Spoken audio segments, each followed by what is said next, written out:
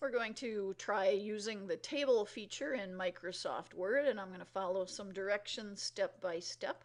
So it says first to insert a table with 4 columns and 13 rows, and it's in the Insert tab.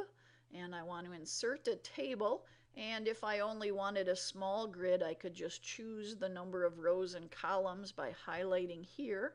But I don't have a choice. I can only go down to 8 rows. So the choice I'm going to hit here is to insert table, and it will open a dialog box for me. And I want 4 columns and 13 rows, and I'm going to choose this radio button for audio fit to the contents. And when I click OK, you'll see my table showed up here. It's pretty narrow right now, but auto fit is going to make the columns get wider as I type in information. All right, my next direction says in the first row I want red boldface column headings, and you would normally make these something more interesting, but here it says just to put column 1, column 2, and so on. And I'm just using the right arrow or the tab key to move horizontally, either the right arrow or the tab key. And once I've got them typed, I can now highlight them, and I want to change their font, so I go to the Home tab, and I want it to be boldface, I want it to be red, and a larger size, so I can pull down to a larger size font, and you can see as I do that what AutoFit does. It makes the table width change to the size of that font.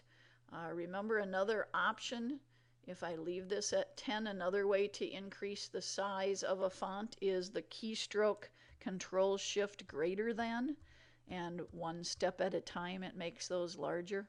So I don't have a specific font in mind, just make it larger in boldface. All right, step 3 says now make the cell background of that first row gray. So again, I have those 4 cells highlighted, and now I can go to the table design, and there's some built-in shading choices here, but I want to just do my own choice, so I'm going to choose shading options and pick whatever level of gray color you want. And it also says that I should make the border of that first row a thicker black line. So in the borders, let's do this pull down menu so you see the borders dialog box, and I can choose a wider width here, and again, doesn't matter how wide, just make it thicker so I can see that you found that.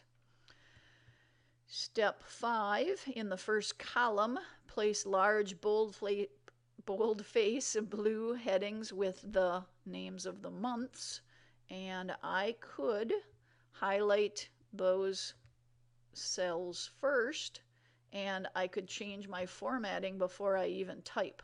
So I could do boldface, and I could change this to a blue color, one of your theme colors, or this blue color is here because I used it recently. If you want more colors than what's shown, of course you've probably seen this before, choose more, and then you get either one of these 2 screens where you can click your choice of colors.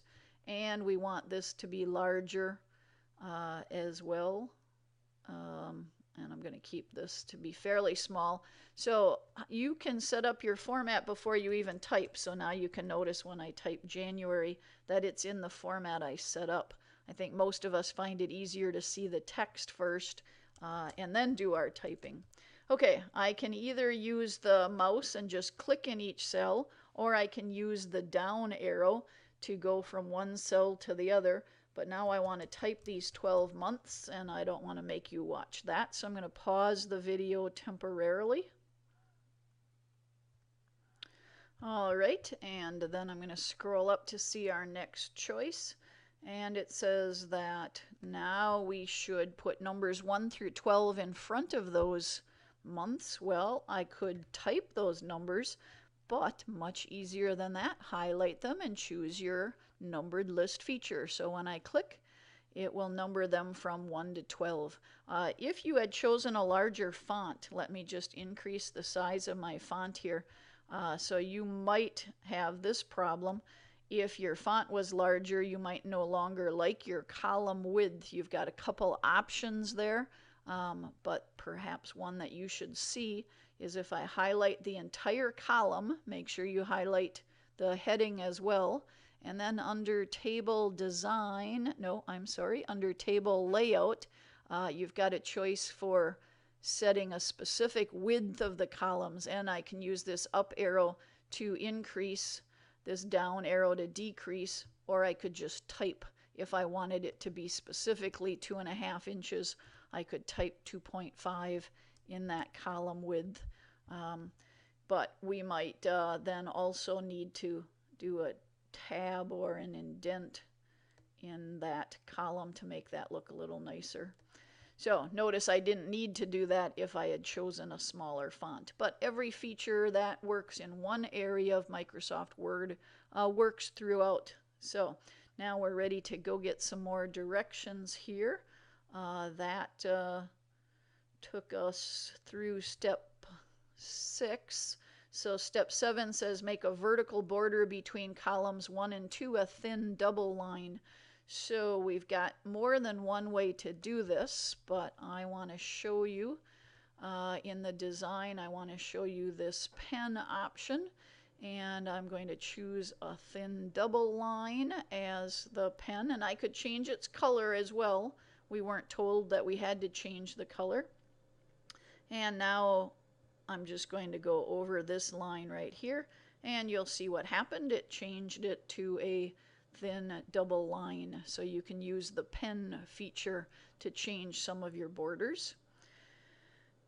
And now we have to enter any numbers in all of those empty cells, use a variety of numbers, and put some with decimal values. So I'm just going to click in each of these, and I'm going to go back to, I don't want my pen anymore. So I'm just going to double click until my cursor changes back to my eye cursor, and I'm going to start filling in numbers here. And you don't have to worry about doing these the same. I can use the right arrow to go across. I can use the down arrow. So I'm just quickly going to put in some random numbers here, making sure that some of them have some decimal points. But you need not have the same numbers that I do. So again, I'm going to pause the video while I fill in any random numbers here. Okay, so I've placed numbers in each of those cells after I paused the video. And now step 9 says highlight all of those numeric cells and choose the center format. So I'm going to highlight only the cells that I want centered.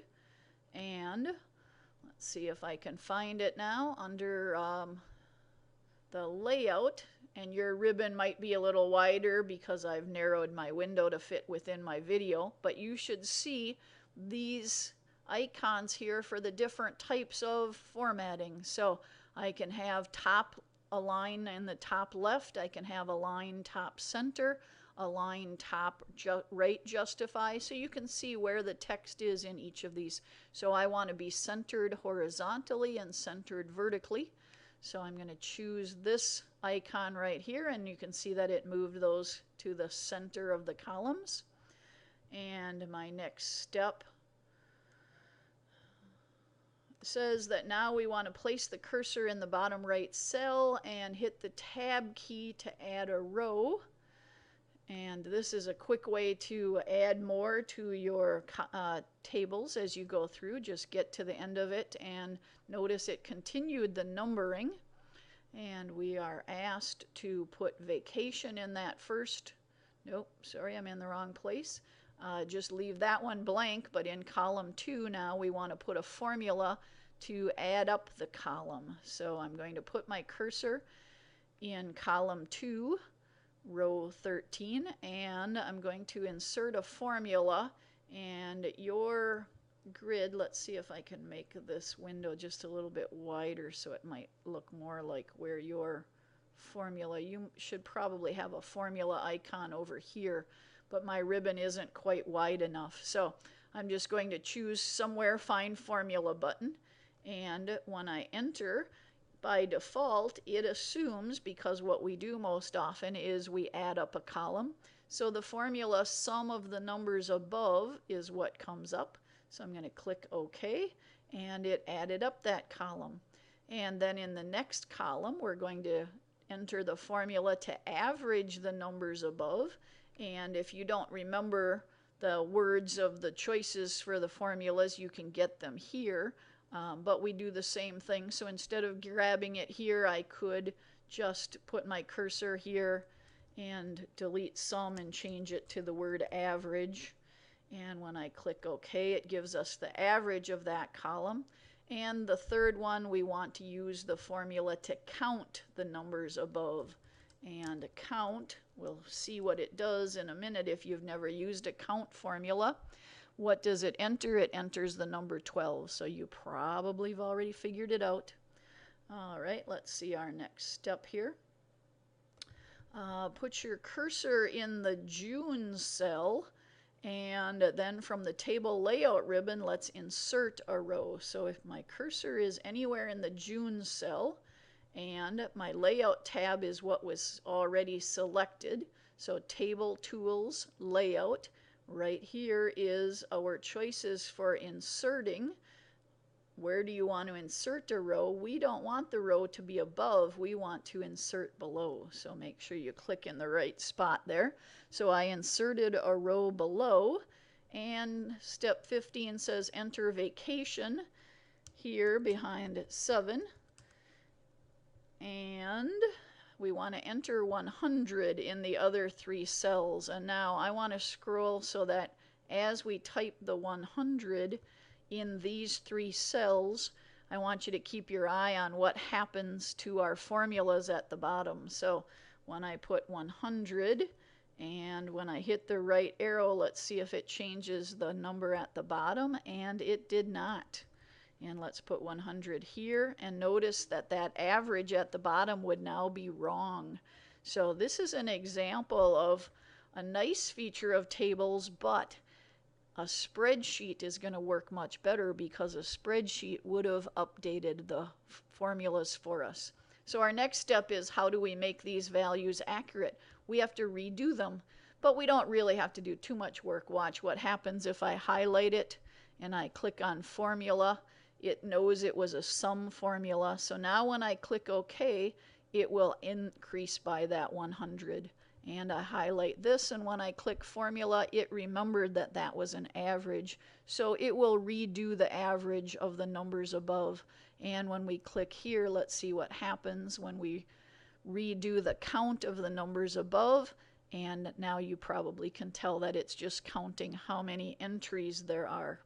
All right, let's see what we've got left to do. Highlight each of the cells and update the formulas. That I already did for you. Step 17, highlight rows 2 through 14 and use the table layout ribbon to make these rows 1/4 inch in height. So I want to highlight these, not the, notice I didn't highlight the column heading row, just these. And then I want to change the height of each cell, and it is at 1/4 inch. So let me change it to 0.3 so you see it changing.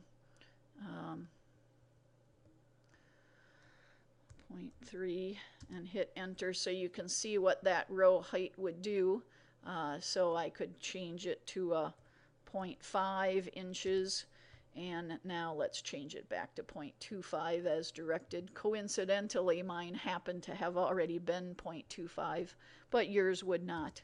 So we can make these rows as high as we would like them to be. All right, we're almost finished here. Let's see what's left.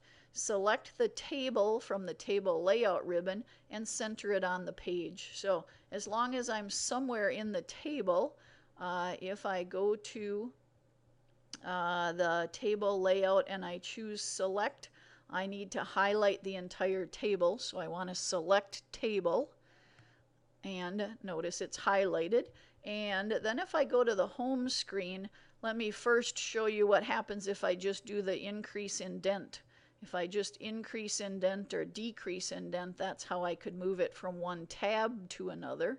But I can also, once it's highlighted, choose the alignment, and I could center it on the page. So that's the quick way, and it looks nice when it's centered on the page. So there's quite a few features in tables.